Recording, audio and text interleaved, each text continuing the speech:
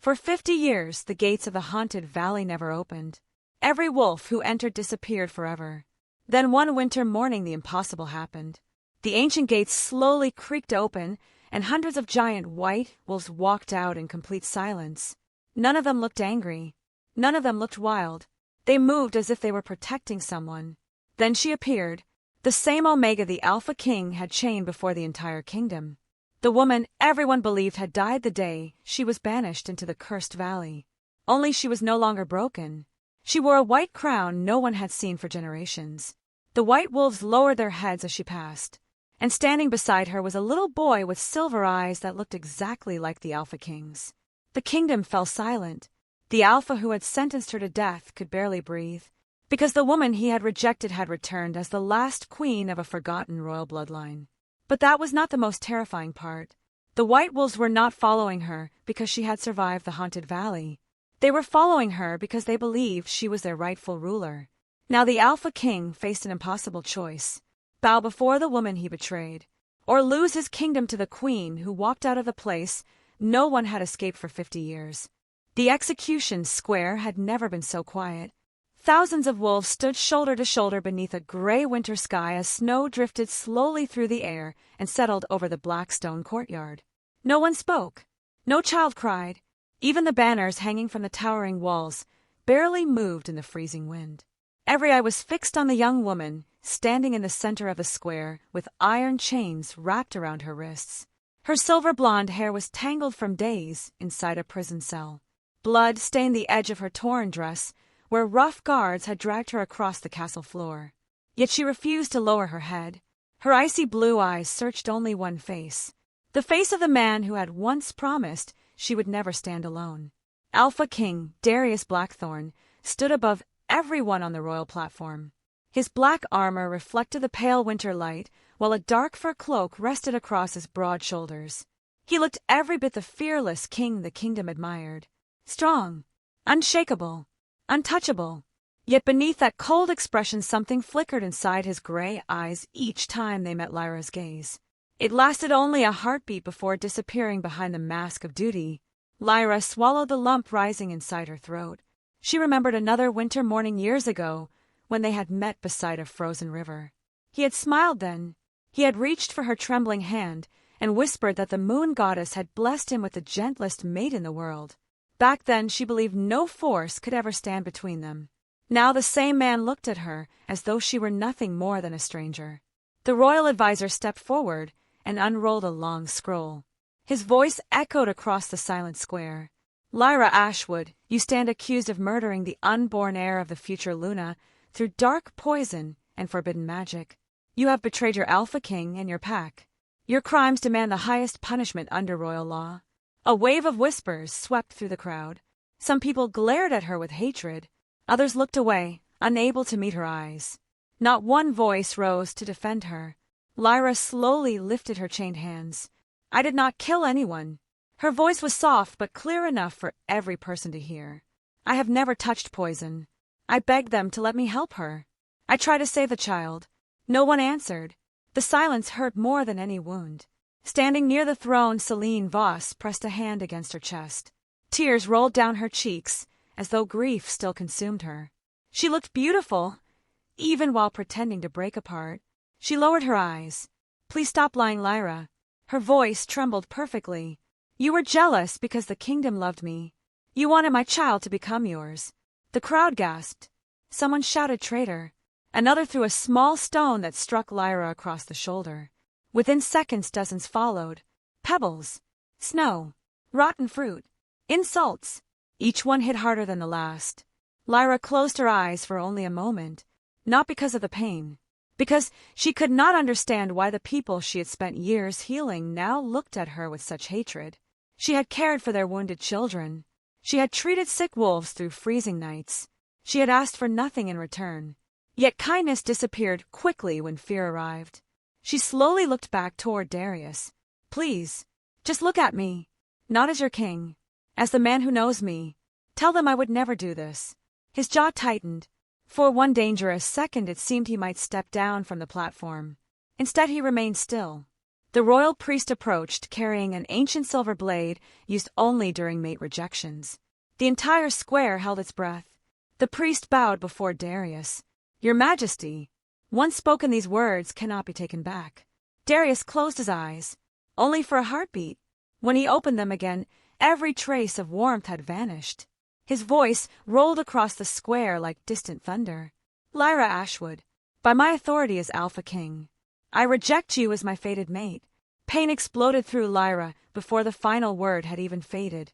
It felt as though invisible claws ripped through her chest. She gasped and collapsed onto the frozen stones. Her wolf cried inside her mind. A desperate, heartbreaking cry. Then silence. Complete silence. The bond that had filled every corner of her soul since the day they met shattered into nothing. Tears streamed down her face, not because she wanted to beg, not because she feared death, but because the one person who should have believed her had destroyed her with his own voice. The crowd erupted into cheers. "Justice! Justice! Justice!" The word echoed again and again until it became unbearable. Only Darius did not celebrate. His hands curled into fists behind his back where no one could see. He had expected relief. Instead, he felt something inside himself break apart with her. Far across the crowd, an old healer lowered her head and quietly wept. She had delivered Lyra into this world. She knew the girl would never harm anyone. But fear ruled kingdoms more easily than truth. The royal advisor stepped forward once more. "By decree of Alpha King Darius Blackthorn the traitor shall be banished beyond Frostfang Valley, where no wolf has survived for 50 years. She shall receive no food, no shelter, no mercy." A chill spread through the crowd. Even those celebrating fell silent. Everyone knew the stories. The haunted valley was older than the kingdom itself. Entire armies had disappeared inside its frozen forests. Hunters returned without their minds. Some never returned at all. It was not an execution. It was something worse. Lyra slowly forced herself onto trembling feet. Blood stained the snow beneath her knees. She looked toward the mountains, hidden beyond thick clouds. So this was how her story ended. Not with truth, not with justice, but with loneliness. As soldiers dragged her through the massive castle gates, she heard footsteps racing behind them. For one impossible moment, hope burst inside her heart. She turned. Darius stood at the top of the stone staircase. Their eyes met across the falling snow. She waited for him to stop them, to call her name, to tell everyone they had made a terrible mistake. Instead, he remained frozen where he stood. His lips moved so quietly that only the winter wind carried the words. "Forgive me." The soldiers pushed Lyra forward before she could answer. Hours later, the kingdom disappeared behind endless mountains. Snow fell harder with every step until even the road vanished beneath white silence. The guards finally stopped before a pair of enormous black iron gates buried between towering cliffs. Ancient claw marks covered the metal. No banners, no guards, no signs of life, only the sound of freezing wind moving through the valley beyond. One soldier unlocked Lyra's chains. His hands shook. "Run if you want. It will not matter. Nothing leaves this place alive." The gates groaned open. Darkness stretched beyond them. An endless forest covered in untouched snow. Without another word, the soldiers shoved Lyra inside. The gates slammed shut behind her. Their echoes rolled through the mountains before fading into silence. She stood alone, cold, broken, abandoned. Then somewhere deep within the white forest, a single wolf howled. Another answered, then another. Within seconds, hundreds of haunting voices surrounded the valley. The snow-covered ground began to tremble beneath her feet. Lyra slowly turned toward the trees. Between the falling snow, dozens of enormous white wolves stepped silently from the shadows. Every pair of pale eyes was fixed on her. None of them blinked. None of them growled. They simply kept coming. And the largest wolf of them all walked straight toward the terrified Omega before lowering its massive head at her feet. Lyra could not move. The giant white wolf remained bowed before her with its massive head lowered almost in respect. The others stood silently behind it. Their thick white fur blended into the endless snow until they looked like ghosts rising from the frozen earth. The valley was so quiet that she could hear her own uneven breathing. She waited for the attack. It never came. The largest wolf slowly lifted its head. Its pale eyes searched her face with strange sadness. Then it stepped closer and gently pressed its cold nose against the back of her trembling hand. Lyra stared in disbelief. No wild wolf behaved like this. Certainly not creatures feared by every kingdom for 50 years. A tear slipped down her cheek. "Why are you looking at me like that?" The wolf gave a low rumble that sounded almost comforting. Another wolf walked forward, carrying a torn piece of thick white fur between its teeth. It carefully placed it beside her feet before stepping back. It was offering her warmth. Her frozen fingers shook as she picked up the heavy fur. It was clean and soft despite the harsh wilderness. She wrapped it around her shoulders. The warmth spread slowly through her body. For the first time since her rejection, she no longer felt completely alone. The leader turned and began walking deeper into the forest. After only a few steps it stopped and looked back at her. Waiting. Inviting. Lyra hesitated. Every story she had ever heard warned people never to follow the white wolves. But every person she had trusted had already betrayed her. Perhaps monsters were kinder than people. Taking one careful step after another, she followed them into the heart of Frostvang Valley. The forest grew thicker with every passing minute. Ancient pine trees stretched toward the gray sky. Their branches carried layers of untouched snow that sparkled whenever a cold wind passed through them. Strange stone pillars appeared between the trees. They were covered with faded carvings of wolves kneeling before a woman wearing a crown. Lyra slowed her steps. She reached out and brushed away the snow covering one of the carvings. The woman's face had almost disappeared with time. Only her eyes remained. Bright, calm, almost identical to her own. A chill crawled across Lyra's skin. Before she could study it further, the wolves continued walking. She hurried after them. Hours seemed to pass. The deeper they traveled, the warmer the valley became. The icy wind disappeared. Frozen rivers slowly transformed into clear, flowing streams. Color returned to the land. Small flowers somehow bloomed beneath the snow. Birds filled the silent air with soft songs. It felt impossible, as though winter itself refused to cross an invisible border. Then the trees finally opened. Lyra stopped breathing.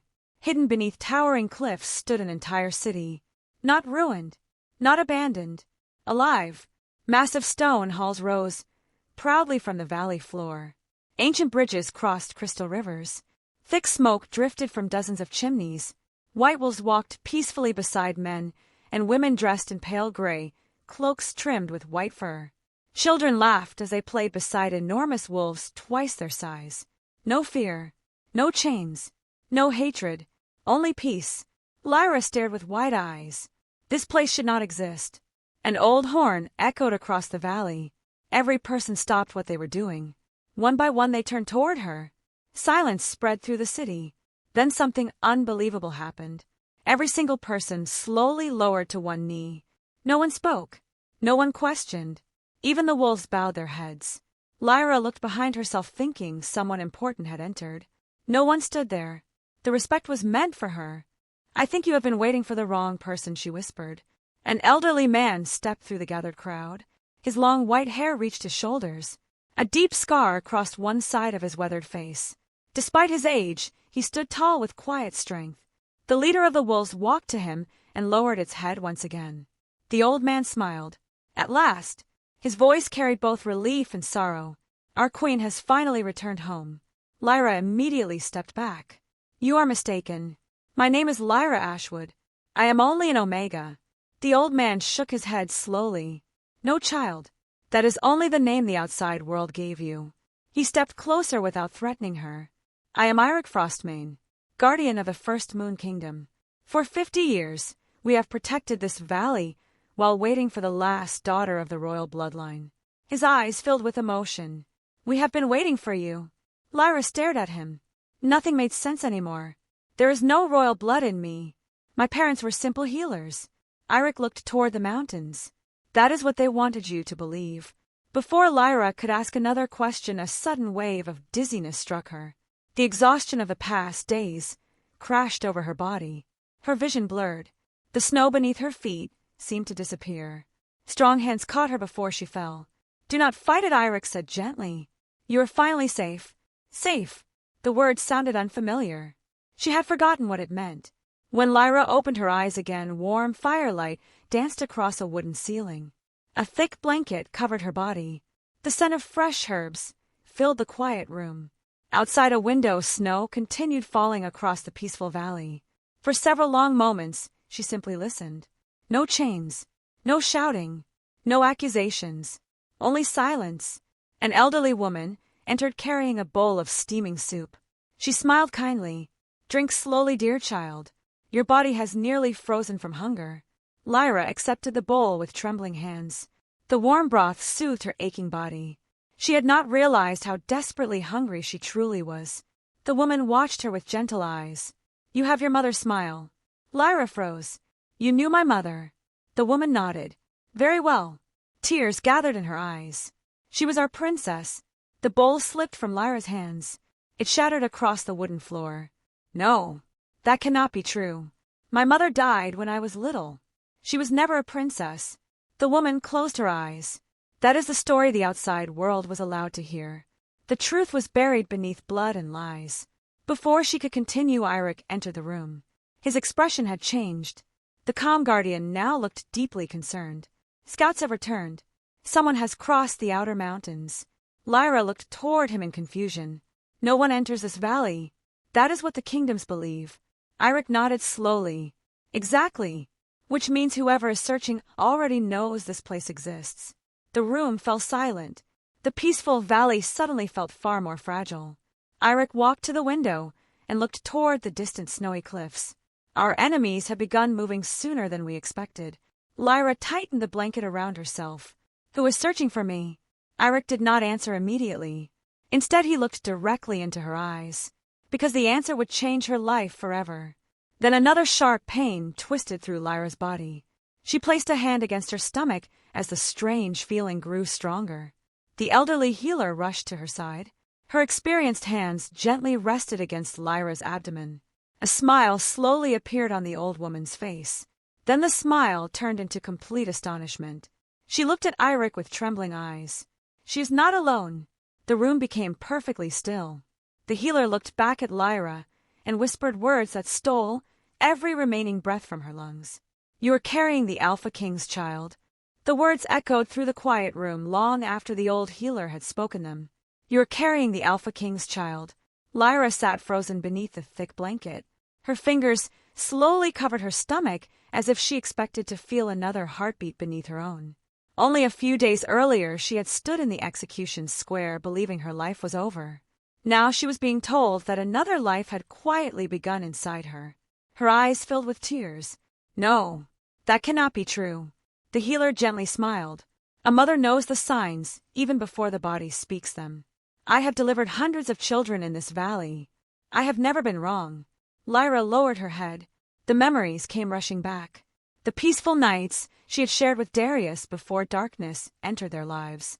The promises whispered beneath the moon. The dreams they built together. Every beautiful memory now carried the weight of unbearable pain. She had lost her mate. She had lost her home. But she had not lost everything. Without realizing it, she whispered softly, "You are all I have left." Eirik watched her in silence. His stern face softened for the first time. "The child growing inside you is more important than you understand." Lyra looked at him through tear-filled eyes. "He is only an innocent baby." Eirik slowly shook his head. "No. He is the bridge between two royal bloodlines that were never meant to become one." The room became quiet once again. Outside, snow continued falling over the hidden kingdom, while white wolves walked peacefully through the ancient streets. Lyra struggled to understand everything happening around her. Yesterday, she had been nothing more than a rejected Omega waiting to die. Today, strangers called her their queen. Now they claimed her unborn child carried the future of an entire kingdom. None of it felt real. Eirik walked toward an old wooden chest standing beside the fireplace. Its surface was covered with faded carvings of wolves circling a crown. He carefully opened the heavy lid. Inside rested dozens of ancient scrolls wrapped in white cloth. Some were so old their edges had turned golden with age. He lifted one carefully and carried it toward Lyra. "This belongs to your family." Lyra accepted the fragile scroll with trembling hands. As she slowly unrolled it, an enormous family tree appeared before her. At the very top stood the name Queen Aloan of the First Moon Kingdom. Below it spread generations of kings, queens, warriors, and healers. Near the bottom her eyes suddenly stopped. "Princess Arya." The name struck her heart. That was her mother's name. Her breath caught. Beneath it another name had been written. Lyra, last surviving heir.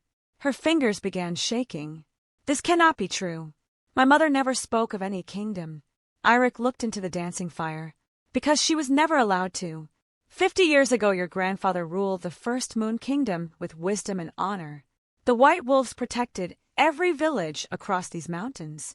No child slept hungry. No pack lived in fear. We believed peace would last forever. His voice grew heavier.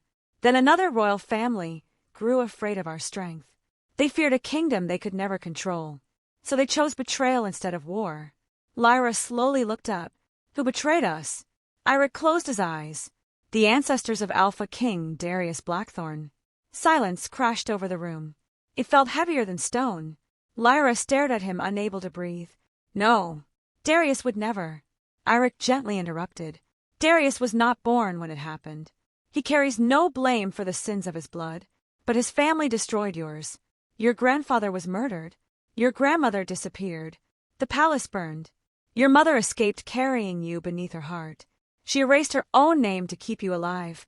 Tears streamed down Lyra's face. Everything she believed about herself had been built upon lies. Her mother had never been an ordinary healer. She had been a princess hiding from murderers. Lyra closed the scroll and pressed it against her chest. I never even had the chance to know who she truly was.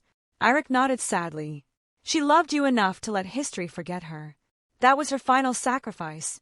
For several moments no one spoke. The crackling fire became the only sound inside the room. Then a gentle knock broke the silence.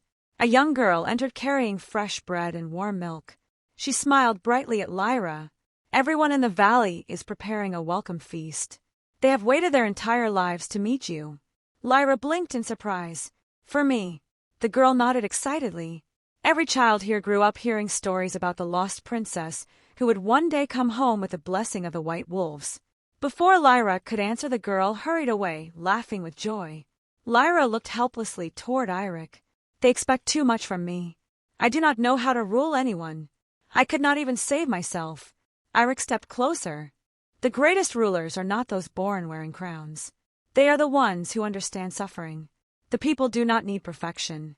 They need someone who remembers pain. His words settled deep inside her heart. Perhaps for the first time since the rejection, she felt something stronger than grief. Purpose. The following days passed differently from any life she had known. No one ordered her. No one insulted her. Every morning children greeted her with smiles. The elders shared forgotten stories of her family.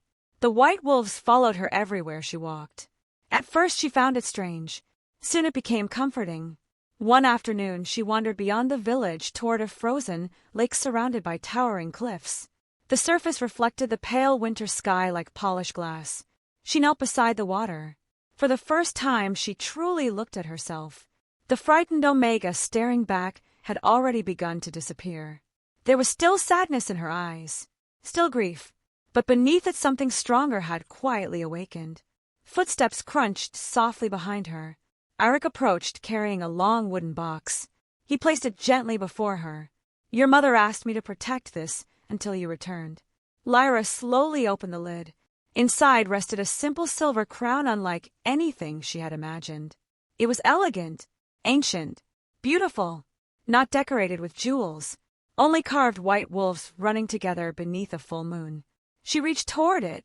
The moment her fingers touched the cold silver, an unexpected warmth spread through her entire body. Images flashed across her mind. Her mother smiling. A magnificent palace buried beneath snow. White wolves racing across endless mountains. A little girl laughing as someone lifted her into strong, loving arms. The vision vanished as quickly as it had come. Lyra gasped for air. What was that? Eirik looked at the crown with quiet respect. The moon crown remembers every ruler who has ever worn it. It has accepted you. Before Lyra could speak, a loud horn suddenly echoed across the valley. Not once, 3 times. Every white wolf instantly lifted its head. Their peaceful expressions vanished. The air itself seemed to tighten. Warriors rushed through the streets. Children were hurried inside stone houses. The joy that had filled the valley disappeared in moments. Eirik's face darkened. Our northern watchtower has sent a warning. Lyra stood immediately. What happened? A young scout came running through the snow, breathing heavily. He dropped to one knee before Eirik. Guardian, we found tracks beyond the northern cliffs. Not hunters, not travelers. An organized force. At least 50 armed wolves. They're searching every hidden pass leading into the valley. Lyra felt cold fear settle inside her chest. Who would risk entering this place? The scout swallowed hard. He looked directly at Lyra. They are carrying the royal banner of the Blackthorn Kingdom. Then he spoke the words that made every warrior in the valley fall silent. Alpha King, Darius Blackthorn, has begun searching for the Omega he believes is dead. The news spread through the hidden valley like a freezing wind. Alpha King Darius Blackthorn was searching for the Omega he had condemned to death. Lyra stood motionless, while the words settled deep inside her heart. She had imagined many possibilities after entering Frostfang Valley. She had imagined being forgotten. She had imagined becoming nothing more than another ghost buried beneath the snow. But she had never imagined that Darius would come looking for her. Eirik studied her face without speaking. He understood the battle taking place inside her. Love never disappeared in a single day. Neither did betrayal. Lyra slowly looked toward the distant mountains, hidden behind heavy clouds. Why now? His answer came quietly. Because truth always survives longer than lies. Far beyond the frozen peaks another storm was already gathering. Inside Blackthorn Castle silence had become more frightening than war. The throne room was filled with nobles discussing trade borders, military patrols, and winter supplies, but Alpha King Darius heard almost none of it. His eyes remained fixed on the empty space beside his throne. That place had belonged to Lyra. She had never asked to sit there. She had always preferred standing beside ordinary healers helping wounded warriors, instead of listening to royal politics.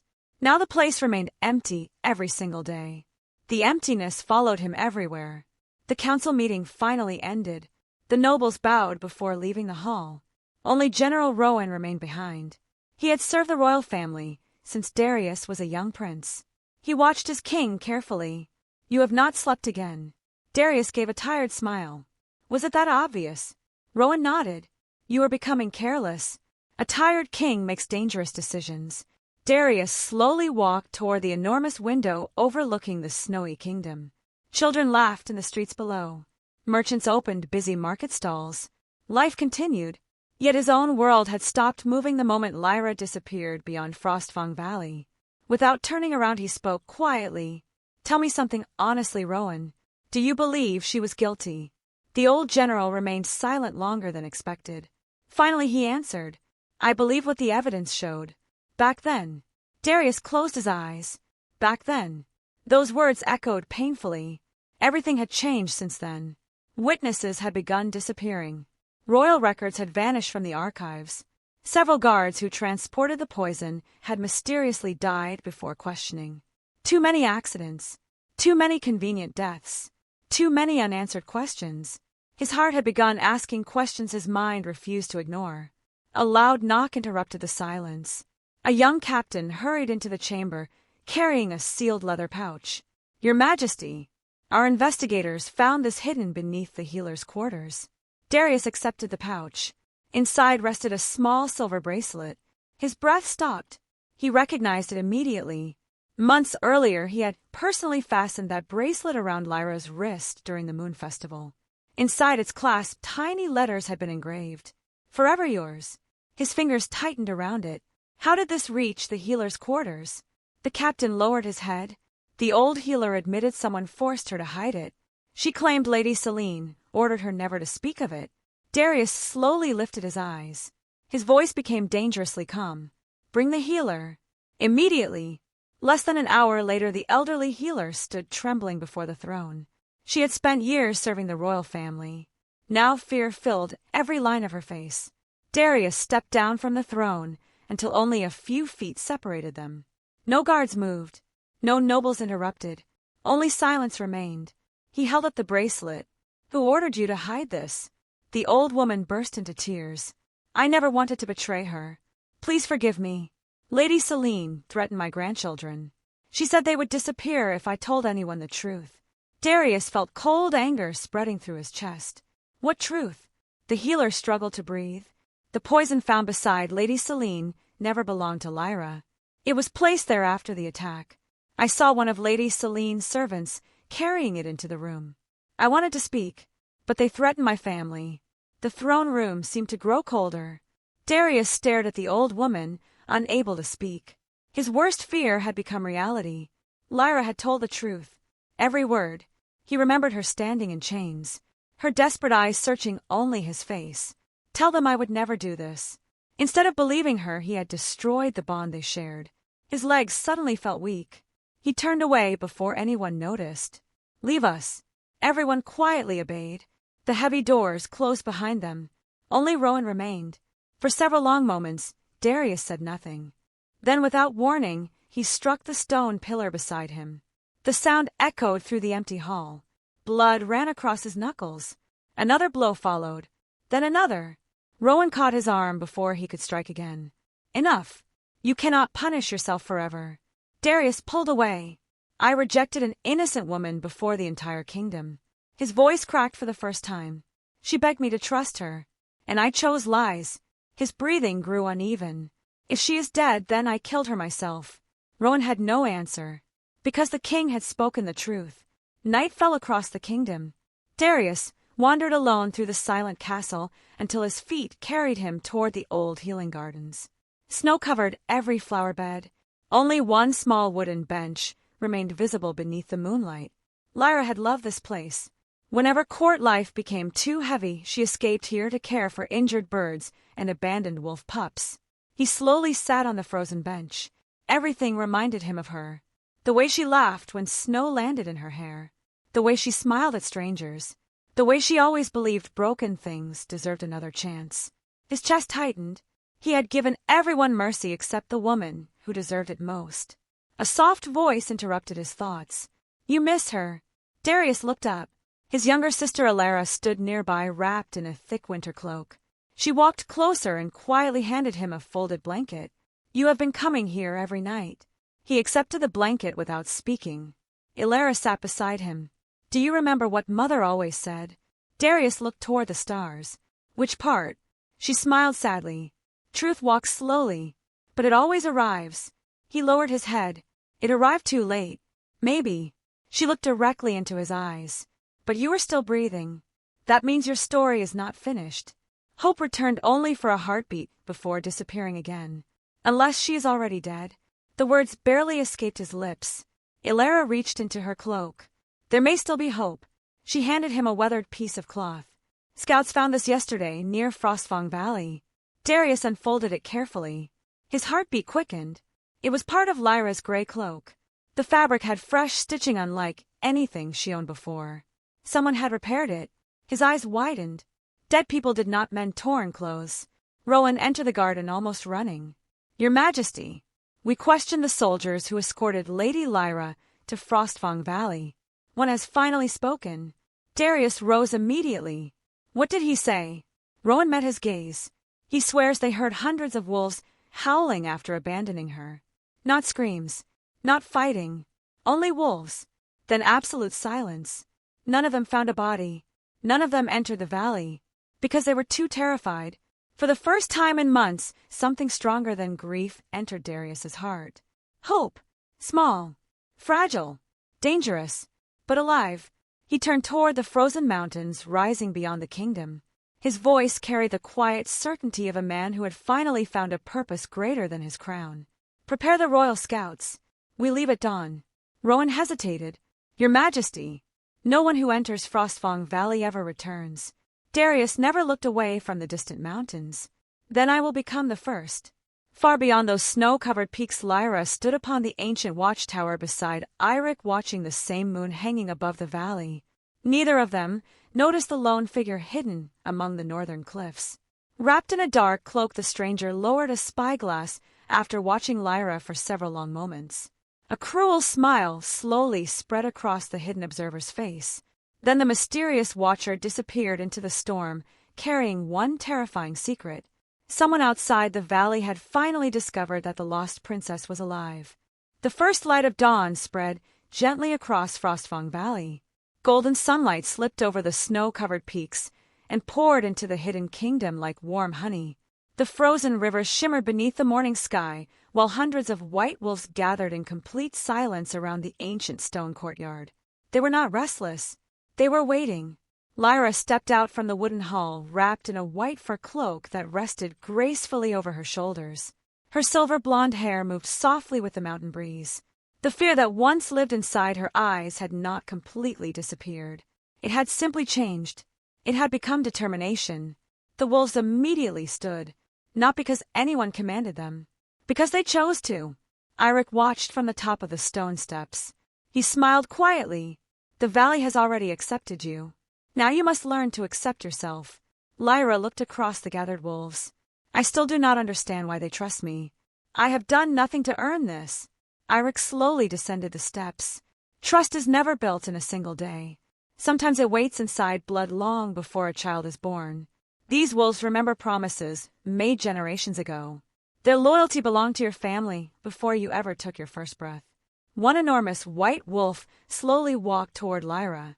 It was the same leader who had bowed before her on the day she entered the valley. This time the wolf lowered itself completely onto the snow. Its quiet invitation was unmistakable. Ride. Lyra blinked in surprise. I have never ridden a wolf before. Eirik folded his arms.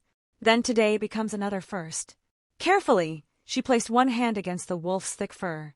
Its coat felt warmer than she expected. Strong muscles shifted beneath the white fur, but the great animal remained perfectly still. Gathering her courage, she climbed onto its broad back. The wolf waited until she found her balance. Then, without warning, it leaped forward. Cold air rushed across Lyra's face. The valley blurred around her. Snow exploded beneath powerful paws as the wolf raced through frozen forests and across crystal streams with breathtaking speed. For a single glorious moment she laughed. A real laugh. The first one since the day of her rejection. The sound echoed through the mountains. Dozens of younger wolves joined the run. Together they crossed frozen meadows beneath endless blue skies. The weight pressing against her heart felt lighter with every passing mile. She had forgotten what freedom felt like. When they finally reached the highest cliff in the valley, the leader stopped. Far below stretched the entire hidden kingdom. Stone homes, ancient towers, children playing beside wolves, smoke rising peacefully into the morning sky. It was beautiful. Eirik joined her a few moments later. He pointed toward the distant horizon. Everything you see once belonged to your ancestors. It can belong to your son one day. Lyra rested a protective hand against her stomach. Her son. The words still felt unreal. How can I protect him from a world that already destroyed his parents? Eirik answered without hesitation. By becoming stronger than the people who tried to destroy you. The following weeks changed Lyra in ways she never imagined. Every sunrise began with training. Not only with swords, but with leadership, wisdom, patience. The elders taught her the forgotten history of the First Moon Kingdom. The healers shared ancient remedies that had disappeared from every other land. The warriors trained her to fight with calm instead of anger. At first she stumbled. She dropped her sword. She lost her balance. She doubted herself. Every mistake frustrated her. But no one mocked her. No one laughed. Instead they helped her stand again. Again. And again. Slowly the frightened Omega disappeared. In her place a quiet strength began to grow. One snowy afternoon Lyra stood inside the training grounds, facing the valley's greatest warrior. His name was Torin. He was twice her size, and carried years of battle across his scarred face. He smiled kindly. Do not fight me. Fight your fear. The wooden practice sword trembled in Lyra's hands. Torin attacked. His movements were fast.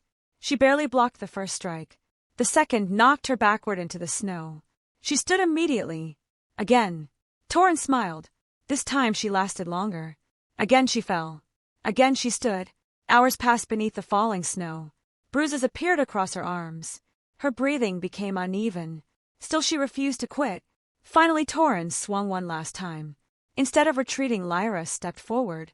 She redirected his strike, turned her body, and gently placed the wooden blade against his chest. Silence filled the training field.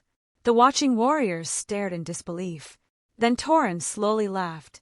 Not because she defeated him, because she had finally stopped fighting like someone afraid to lose. He bowed respectfully. Our queen has taken her first step. That evening the entire valley gathered around enormous fires. Music echoed through the streets. Children danced with playful wolves. Fresh bread and roasted meat filled long wooden tables. For the first time since arriving, Lyra truly felt part of something larger than herself. An elderly woman placed a simple silver necklace around her neck. Every queen of the first moon bloodline wore this before earning the crown. May it remind you that love creates stronger rulers than fear ever will. Lyra smiled softly. Thank you. As the celebration continued, Eirik quietly approached. His expression carried both pride and concern. Walk with me. They left the music behind and climbed toward the highest watchtower overlooking the valley. The cheerful sound slowly faded beneath the cold mountain wind. Eirik stopped beside the ancient stone wall. He handed Lyra a folded map. She opened it. Hidden mountain paths covered the parchment. Red markings circled several narrow passes leading toward the valley. Our scouts have confirmed movement in every direction. Someone is searching with patience. Not soldiers, hunters. They are trying to discover every secret entrance. Lyra's smile disappeared. Do they know I am here? Not yet, but they will if we become careless. She looked across the endless mountains. How long before they find us? Eirik remained silent. Silence itself became the answer. Several days later, another scout arrived before sunrise. His clothes were torn. Snow covered his hair. He dropped to one knee, breathing heavily. Guardian, we captured one of the spies. The entire council immediately gathered inside the great hall. The prisoner stood surrounded by warriors. His hands were tied behind his back. His face remained hidden beneath a dark hood. Eirik stepped forward. Who sent you? The prisoner laughed quietly. You already know. Eirik pulled away the hood. Lyra froze. The man wore the royal crest of Blackthorn Kingdom beneath his cloak. Her heart began pounding. Has Darius already found me? The prisoner smiled cruelly. Not yet, but our king will never stop searching. Before anyone could question him further, the prisoner suddenly bit down on something hidden inside his mouth. Foam appeared at his lips. Within seconds, he collapsed lifeless onto the stone floor. Poison. The council erupted into alarm. Lyra stared at the dead spy. Someone wanted every secret buried forever. Eirik slowly searched the prisoner's cloak. Hidden inside, he discovered a tightly rolled piece of parchment. He opened it.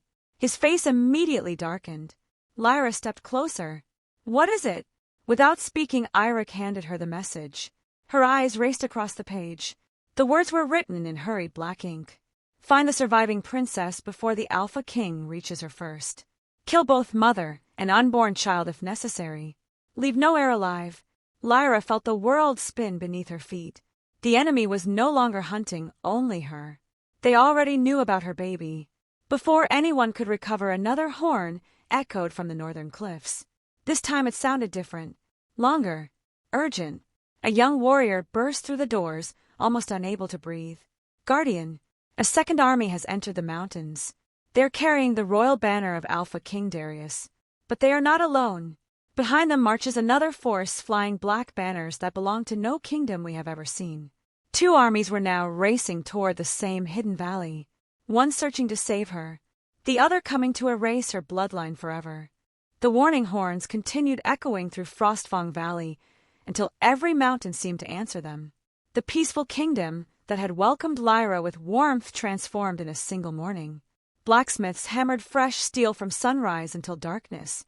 Warriors tightened the leather straps on their armor.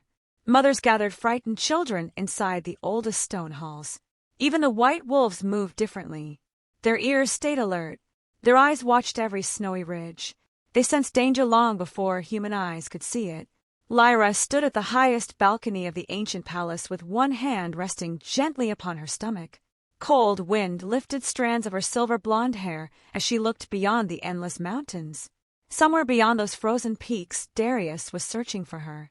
Somewhere else, another enemy was searching for her child. She no longer feared for her own life. Every thought belonged to the little heartbeat growing inside her. Eirik quietly approached. The council is waiting. Lyra nodded and followed him into the great hall. Unlike the castles outside the valley, there were no golden thrones or jeweled walls. Everything had been carved from pale mountain stone. Wolves rested peacefully beside the elders as if they too had a place in every decision. A large map covered the center table.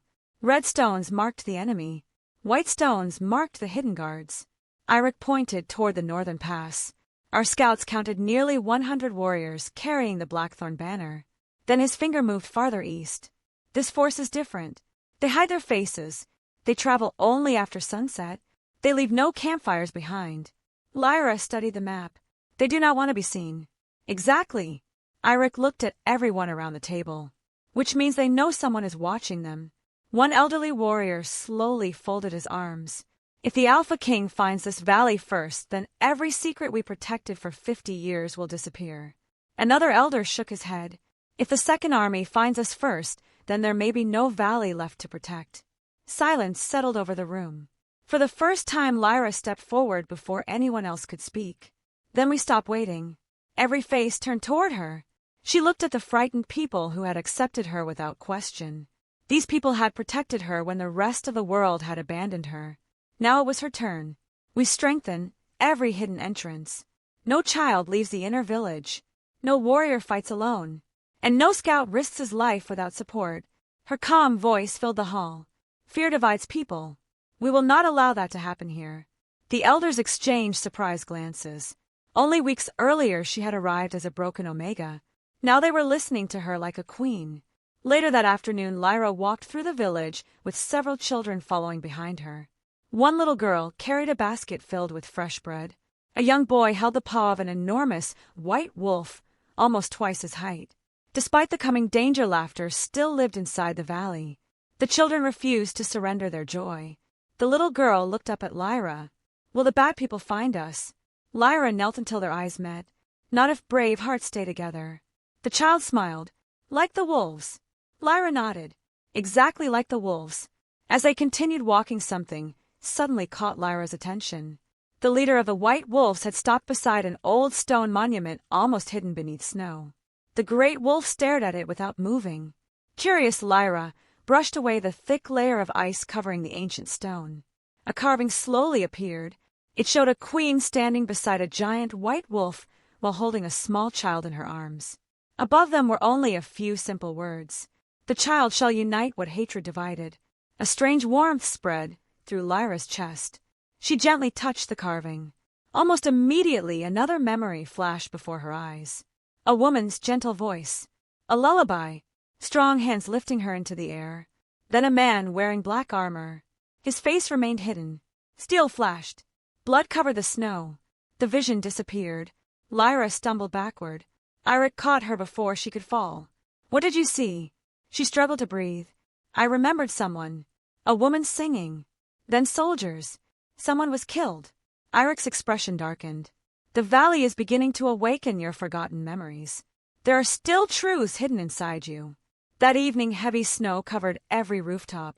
Inside the royal library, Lyra sat surrounded by ancient books while candles flickered quietly around her. She wanted answers, not legends. Truth. An old journal rested before her. Its pages had nearly faded with age. The handwriting belonged to her mother. Lyra carefully turned another page. Her heart nearly stopped. My daughter is growing quickly. If she ever reads these words, then I pray she has survived. I fear the Blackthorn court is no longer the greatest danger. Someone much older has begun moving in the shadows. Someone who wishes every royal bloodline to disappear. Lyra continued reading with trembling hands. If they discover the child carries both bloodlines, then they will never stop hunting her. The sentence ended abruptly. The remaining page had been torn away. Someone had removed it long ago. A loud knock interrupted her thoughts. One of the scouts entered, breathing heavily. Guardian Eirik requests you immediately. Lyra hurried outside. The entire village had gathered near the western cliffs. Dozens of white wolves stood in perfect silence facing the mountains. No one spoke.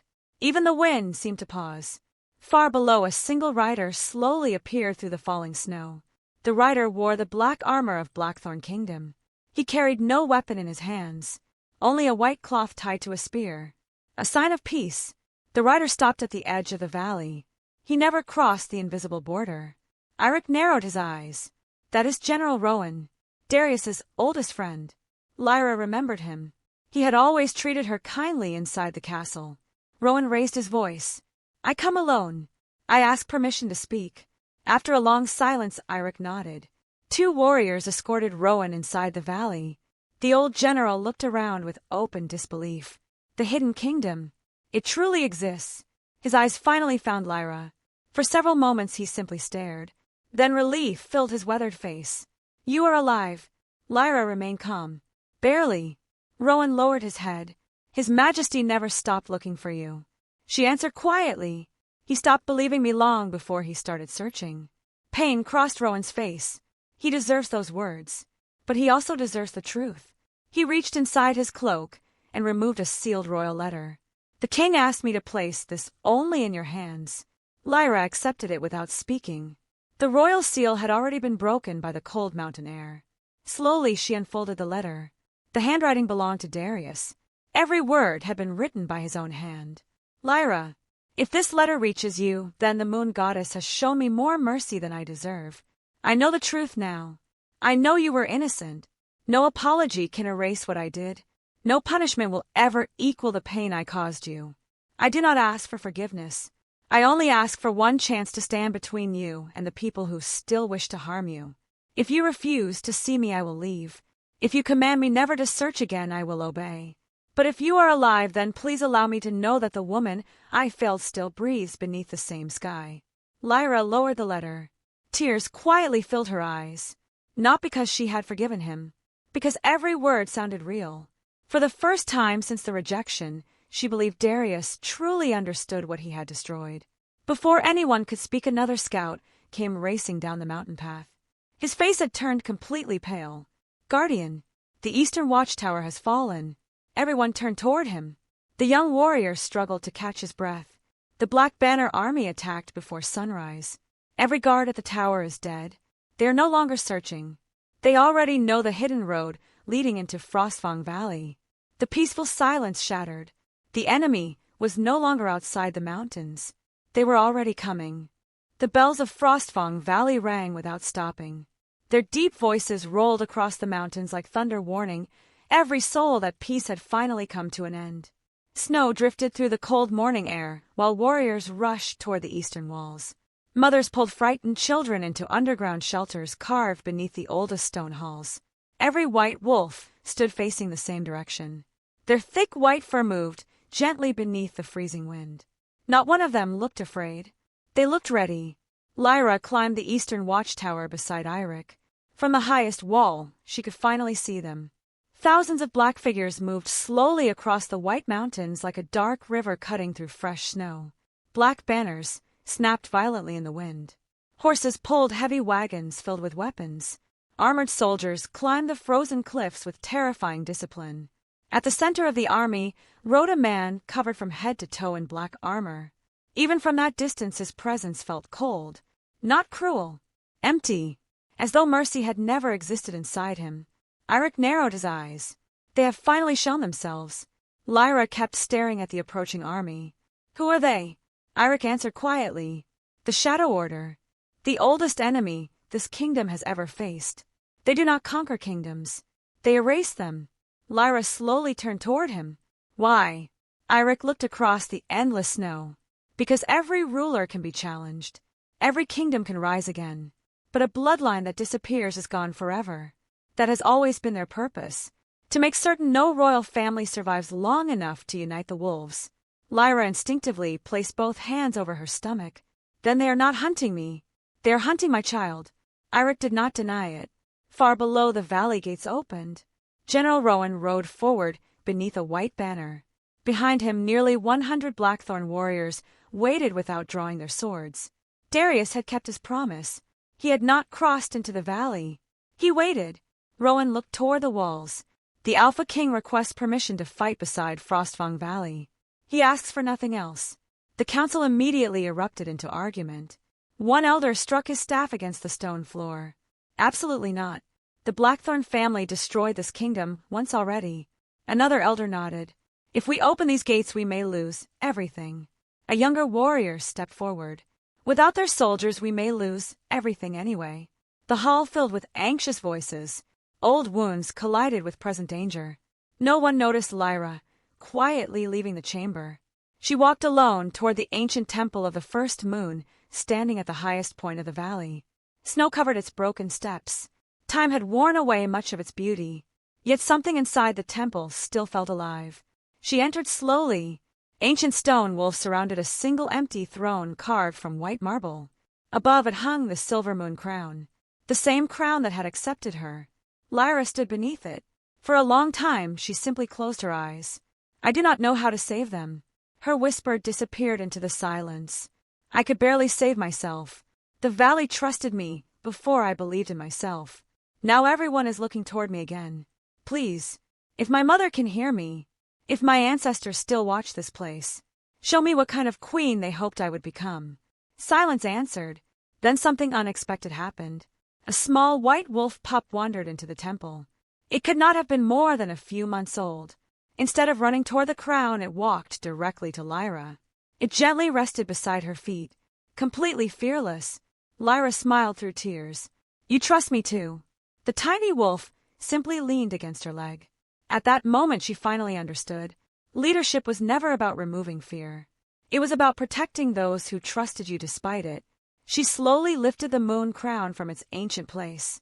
This time the warmth flowing through her body felt stronger, clearer. She did not see visions. She saw understanding. Power did not come from the crown. Power came from the choices of the person wearing it. When Lyra stepped back into the valley, every conversation stopped. The silver crown rested upon her head, not as decoration, as responsibility. Even Eirik lowered his head. The people followed immediately. Lyra raised her hand. No one kneels today. Stand beside me. Every person slowly rose. She looked first toward the elders, then toward the warriors, then toward General Rowan, waiting outside the gates. Our ancestors paid for hatred with blood. If we continue feeding that hatred, then the Shadow Order has already won. She walked toward the massive gates. Open them. Several elders gasped. Eirik watched her carefully. Are you certain? Lyra nodded. The enemy outside wishes us divided. Today we refuse to give them that victory. The ancient gates slowly opened. General Rowan entered first. Behind him rode Alpha King Darius Blackthorn. The moment his horse crossed into Frostfang Valley, complete silence fell over the valley. Darius climbed down slowly. For several seconds he could not move. Everything he had believed to be legend stood before him. The hidden kingdom, the white wolves, the woman he thought he had lost forever. Then he saw the crown resting upon Lyra's head. She looked nothing like the broken Omega he remembered. Strength had replaced fear. Peace had replaced desperation. She carried herself like someone born to lead. Darius quietly lowered himself onto one knee. Not because protocol demanded it, because his heart did. I stand before the rightful queen of the First Moon Kingdom. His voice carried across the valley. I have no excuse for what I did, only regret. If punishment is required, then let it fall upon me alone. Leave these people untouched. No one spoke. Every eye turned toward Lyra. This moment could shape history. She walked slowly until only a few steps separated them. Darius finally looked into her eyes. They were still the same beautiful blue, but they no longer searched for his approval. They no longer begged him to believe. She had become complete without him. Lyra spoke calmly. 5 years ago, I stood before thousands begging for one person to trust me. You looked into my eyes, and you chose someone else's lies. Darius lowered his head. Every word was deserved. I know, she continued. You broke more than our bond. You taught an entire kingdom that innocence could be sacrificed for convenience. His shoulders trembled. I know. For several long moments, neither of them moved. The valley itself seemed to hold its breath. Then Lyra surprised everyone. She held out her hand. Stand. Darius looked up in confusion. Not because you are forgiven. Because today we have a greater enemy than our past. Slowly he accepted her hand. The moment he stood, another horn echoed across the mountains. Not from the eastern pass. From inside the valley itself. Every warrior instantly reached for a weapon. A frightened scout came running through the streets. His face had lost all color. Guardian, Your Majesty. Someone opened the southern tunnel during the night. The enemy never crossed the mountains. They were already hiding beneath the valley. Before anyone could react, an explosion shook the ground. Stone shattered. Smoke burst into the sky. Screams echoed across Frostfang Valley. Then from the broken earth, hundreds of black-armored soldiers climbed out of hidden tunnels that had slept beneath the valley for generations. The battle had begun, and the first enemy had risen from beneath their own feet. The peaceful valley vanished in a single heartbeat. Smoke rolled through the streets, where children had laughed only moments before. Stone walls cracked beneath the force of hidden explosions. Ancient towers trembled as black-armored soldiers poured from tunnels buried beneath the earth. Their faces were hidden behind iron masks without symbols or colors. They moved with terrifying precision. They did not shout. They did not celebrate. They killed in complete silence. A frightened mother ran across the square, carrying her little daughter. Before she could reach the nearest shelter, one masked warrior raised his sword. The blade never reached her. A massive white wolf crashed into the soldier with the force of an avalanche.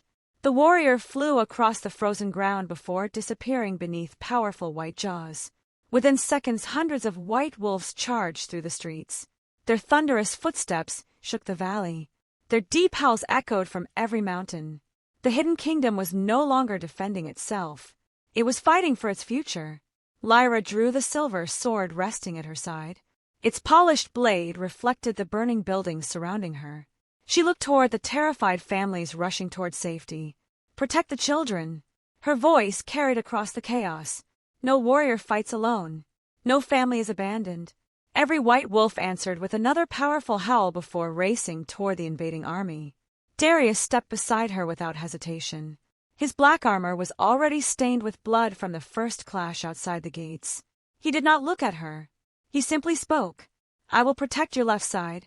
Lyra answered quietly. "Protect the people." "I can protect myself." For a brief moment, Darius almost smiled. She no longer needed saving. That realization filled him with both pride and sorrow. The first wave of enemies reached the central square. Steel collided against steel. Snow exploded beneath running feet. The peaceful streets transformed into a battlefield. A masked warrior rushed toward Lyra, swinging a heavy battle axe. She moved calmly. Months of training guided every step. She turned with quiet precision. His weapon struck only empty air. Her sword swept across his armor. The warrior collapsed without another sound. Another attacker came immediately. Then another. She never stopped moving. Grace replaced fear. Confidence replaced hesitation. Every lesson Eirik and Torin had taught her now lived inside every movement. Across the square, Darius fought like the alpha king the kingdom had always admired. 3 enemies surrounded him. He blocked the first strike, dodged the second. The third warrior lunged toward his back. Before Darius could react, a white wolf leaped between them. Its powerful body took the attack instead. The wolf cried in pain but remained standing. Darius stared at the wounded animal. The wolf had chosen to save him. Without thinking, he knelt beside it. "Thank you." The wolf looked into his eyes for only a moment before charging back into the battle. Something changed inside Darius. For the first time, he understood why these creatures followed Lyra. They fought with loyalty instead of fear. Far above the valley, Eirik commanded the defenders from the highest wall. "Archers, protect the western bridge. Close every northern passage. Do not allow them to reach the inner sanctuary." His orders echoed across the battlefield. The defenders answered immediately. Nobody questioned him. Nobody hesitated. Yet even as victories appeared across the valley, another danger quietly approached. The leader of the Shadow Order had not entered the battle. He watched from a distant ridge, covered in drifting snow. His black cloak moved gently with the mountain wind. His pale eyes never left Lyra. Beside him stood an elderly woman wrapped in dark robes. Her face remained hidden beneath a hood. She smiled coldly. The princess has become stronger than expected. The masked leader remained perfectly still. Strength changes nothing. Every bloodline eventually ends. The old woman lowered her head. "What are your orders?" His answer came without emotion. "Forget the queen. Bring me the child." Back inside the valley, the battle grew fiercer. Buildings burned. Stone walls collapsed. Still the defenders refused to surrender. General Rowan fought beside the valley warriors as though he had belonged there all his life. Old hatred disappeared beneath shared purpose. 2 armies that once feared each other now protected the same people. A young Blackthorn soldier stumbled after taking a deep wound across his shoulder.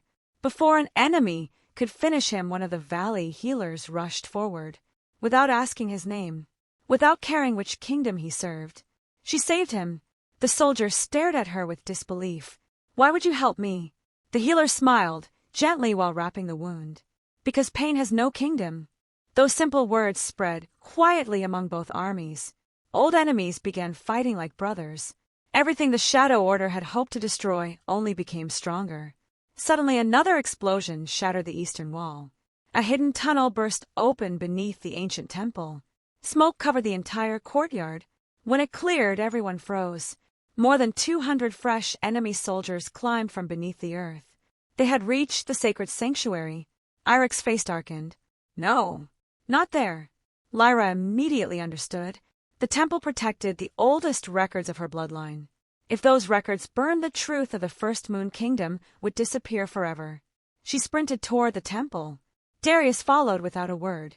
The climb became brutal. Fallen stones blocked narrow streets. Flames swallowed wooden homes. Still they continued.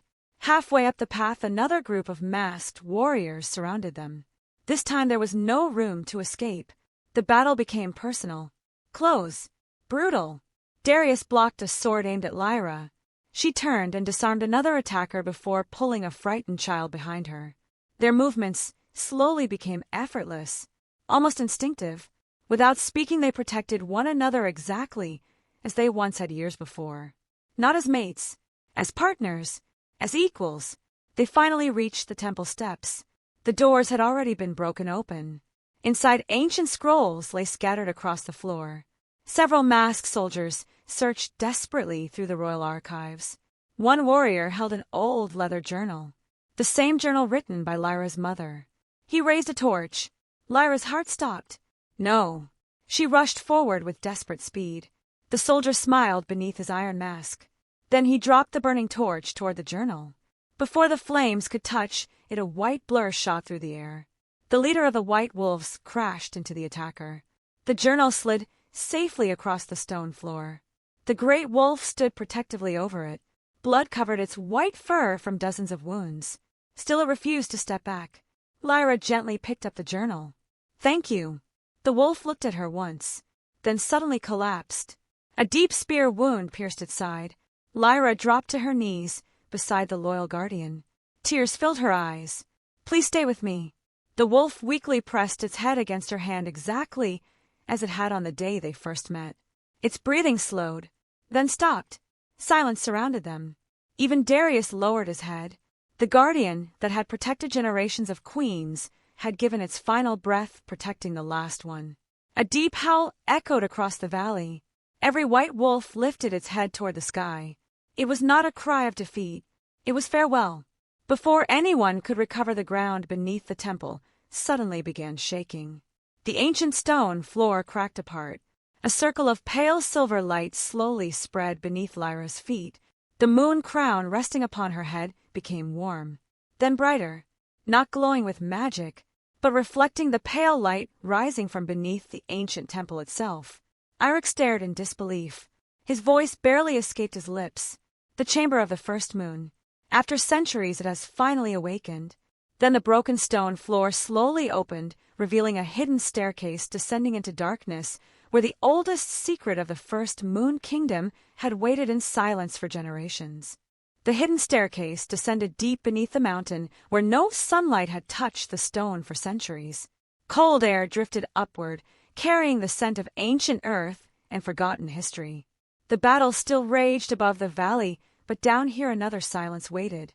It was older than kingdoms, older than revenge, older than every lie that had stolen Lyra's life. Eirik stepped beside her. This chamber has remained sealed since the fall of the First Moon Kingdom. Only the true ruler could open it.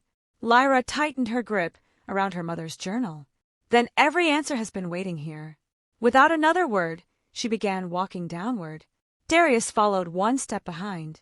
Not as a king, not as a mate, simply as the man who refused to leave her alone again. The stone steps finally opened into a vast underground hall. The chamber was breathtaking. Massive white pillars stretched toward a ceiling carved with thousands of wolves running beneath a full moon. Ancient banners still hung untouched despite the passing centuries. At the center of the hall stood a single crystal table surrounded by 12 stone thrones. Upon the table rested a wooden chest. Nothing else. Lyra slowly approached. Her heartbeat echoed louder with every step.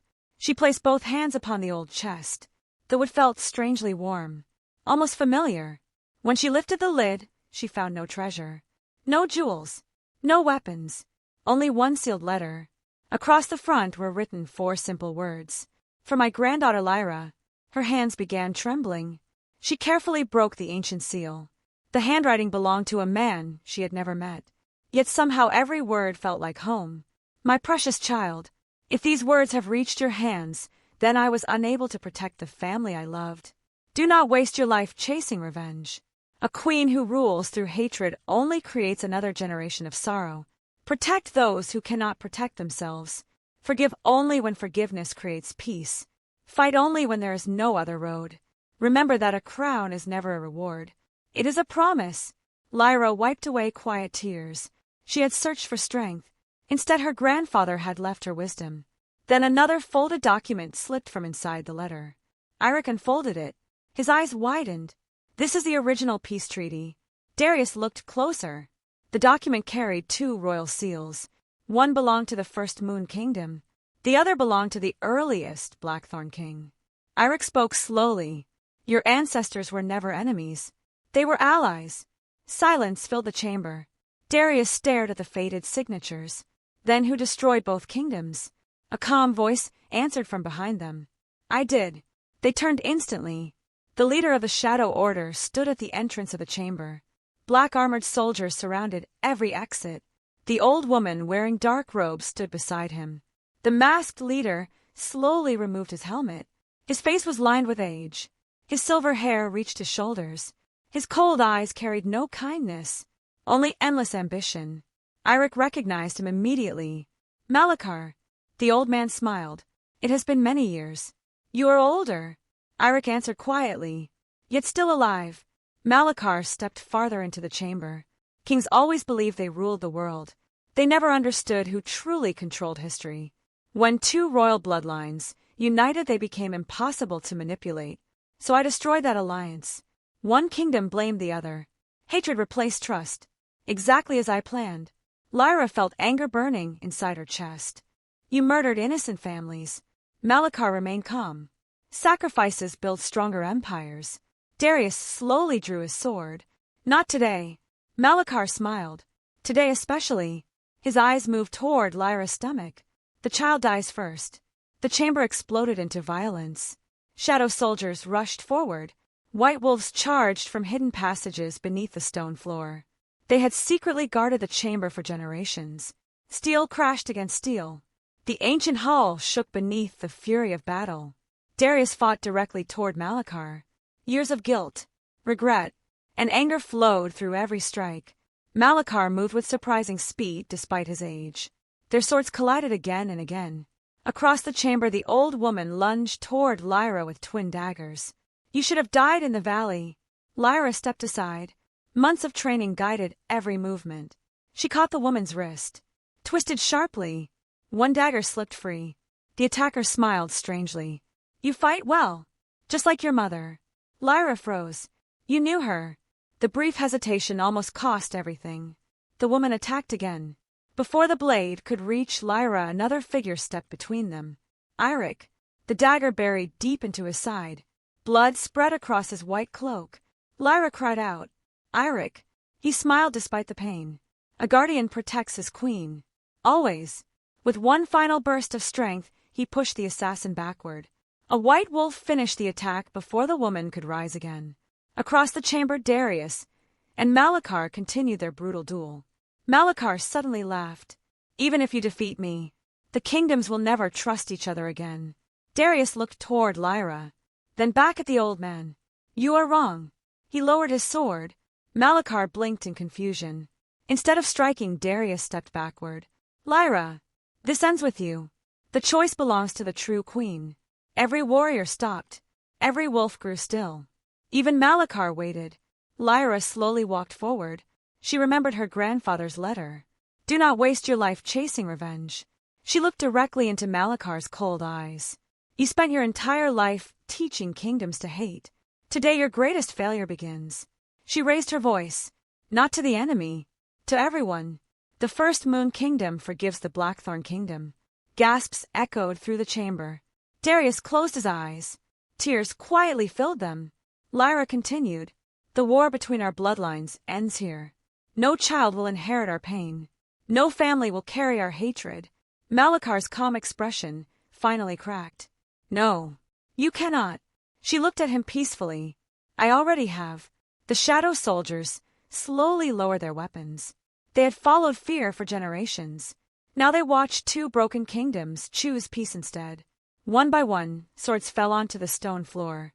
Malakar looked around in disbelief. Everything he had built was collapsing without another battle. His empire had always depended on hatred. Without hatred he had nothing. He tried to flee. A dozen white wolves quietly surrounded him.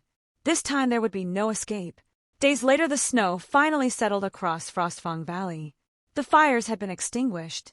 Homes were already being rebuilt. Children once again filled the streets with laughter. War had left scars, but it had failed to destroy hope. In the ancient courtyard, the people of both kingdoms gathered beneath a clear winter sky. Eirik stood beside Lyra despite the bandages covering his wounds. General Rowan stood beside him. Darius stepped before the assembled crowd. "Today I return every piece of land stolen from the First Moon Kingdom. Today I recognize Queen Lyra Ashwood as the rightful ruler of this valley. Today I ask every wolf to remember truth before pride." The people answered with thunderous cheers. Lyra stepped forward carrying no weapon, only the moon crown. She looked across every face. "Years ago I entered this valley believing I had lost everything. Instead I found my family. I found my purpose. I found the courage to become the woman I was always meant to be." The white wolves lifted their heads together. Their joyful howls rolled across every mountain. For the first time in half a century, they were not mourning. They were celebrating. The legend of the haunted valley had finally come to an end. From that day forward, it would no longer be remembered as the place where people disappeared. It would be remembered as the place where a broken Omega became the queen who ended a war that had stolen generations. And beneath the quiet winter sky, the future quietly waited inside the heartbeat of the child who would one day unite every wolf kingdom forever.